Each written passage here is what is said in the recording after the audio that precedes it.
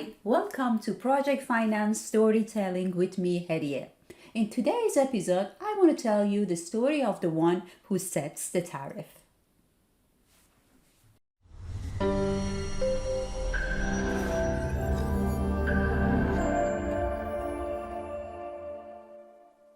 Joseph just got back from vacation. He's been away for almost a month. Although he had a lot of fun during his holiday, but now he's glad to be back. He loves his job. He works as a financial modeler for a private equity fund investing in wind power projects. While he's having his morning coffee, he goes through his email and sees an urgent email from Joshua. Hi, Joseph. I hope you had a nice holiday. We have an urgent matter and we need your help. The government wants to reopen the negotiation on the tariff for SUFA project. We have a meeting with them tomorrow at the lawyer's office and I want you to be next to me. We will most probably have a model run session and see how we can revise down the tariff. Can you please make sure that we can run different sensitivities on the EPC price, OPEX, debt term, and see the impact on the tariff? Thanks and see you tomorrow morning. Best, Joshua. The first thought that comes to Joseph's mind is, what is he talking about? What is this project? He took another sip on his coffee and says to himself, okay, I remember now. But we fixed the tariff long time ago, and I completely removed the tariff setting mechanism from that model.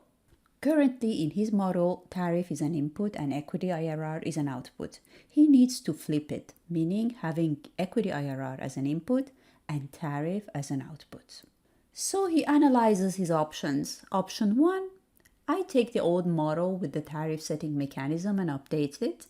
Option 2, I built in the tariff setting mechanism into the new model. He remembers all the different changes he made to that model, and it will be much harder and time consuming to make all those changes to the old model rather than rebuilding the tariff setting mechanism into the new one. So his decision is made. He goes with option 2. He takes a deep breath and plays his down-tempo playlist and starts to work on the model. He opens the financial model and he decides to create a tariff setting mechanism on top of his summary sheet. So he creates a new section naming it tariff setting mechanism. He then copies the calculated equity IRR from the return and ratio sheet into the summary sheet. He then creates another input that he calls target equity IRR. So currently equity IRR in the model is 17%. He wants to change it to 15% by changing the tariff. So the target equity IRR is an input and should be color-coded as an input.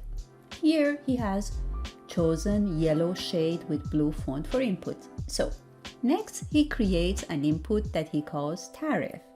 This is not an input, but is the output of the goal-seek function.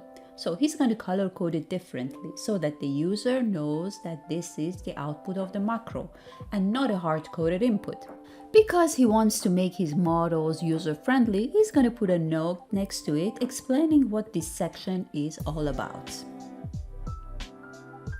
Then he's going to give it a try and uses the goal-seek function by going to Data, What If Analysis, Goal-seek. He wants to set the cell equity IRR to 15% by changing the tariff. Whoops! He forgot to make the link, that's why the function cannot work. He stops the function and makes the link in the input sheet. He links the tariff in input to the cell he just created for tariff in his summary sheet. He can even put a note next to the input saying that this is an output of a macro.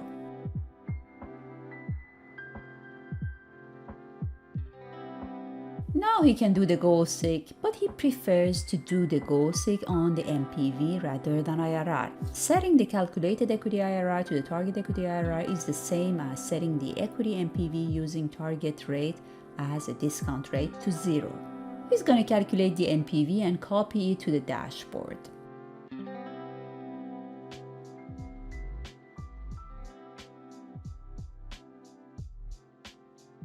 And now he tests the goal-seek on NPV, and it works.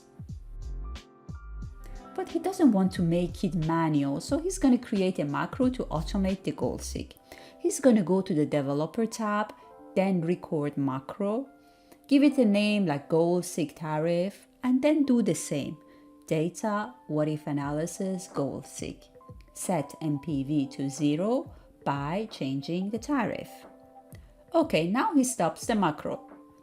He want to do a couple of tweaks on the macro code. He's going to open the VBA by using shortcut Alt plus F11.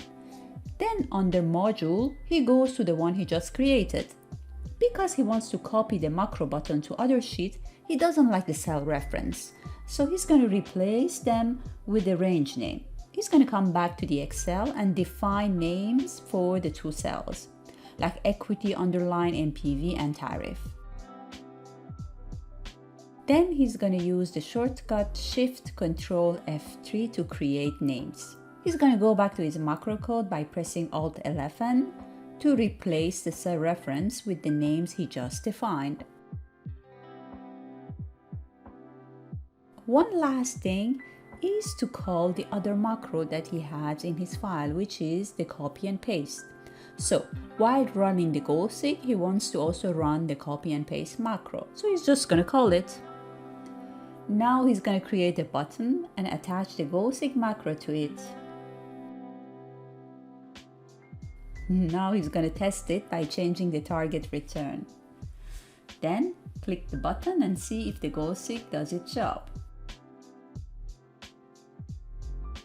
Well done, Joseph, you made it.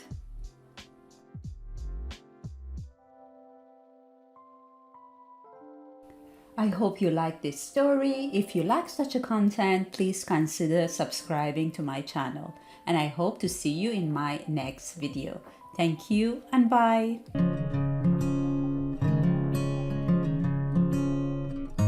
If you want to learn how to build better financial models, check out my online course on financial model spreadsheet design at courses.phoenixmode.com.